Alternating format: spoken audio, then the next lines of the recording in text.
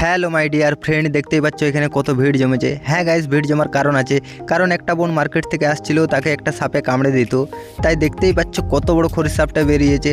সাপটা আহার খেয়েছে বলে বোনটাকে কামড়াতে পারেনি গাইস। তো দেখতেই পাচ্ছ কত বড় ব্যাংকটা খেয়ে নিয়েছে। আর এই যে আমার বেস্ট ফ্রেন্ড, ও খুব সাহসী, একটা হাড়ি দিয়ে দিয়েছে। তো সাপটা হাড়ের মধ্যে ঢুকে গেছে। চলো এটা আমার বন্ধু এখন ঢাকা দিয়ে দিল, দেখতেই পাচ্ছ। চলো এটা আমরা বাইরে কোথাও ছেড়ে দেবো। আর যে বোনটাকে কামড়ে দিত তার মুখ থেকে আমরা কিছু কথা শুনে নেবো। চলো।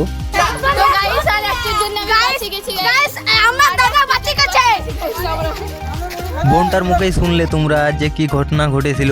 গাইস, ঠাকুরের উপরে বিশ্বাস রাখবে, সব দিনই সবার ভালো যাবে। দেখতেই পাচ্ছ আমার বন্ধু এখন সাপটা ছেড়ে দিয়েছে।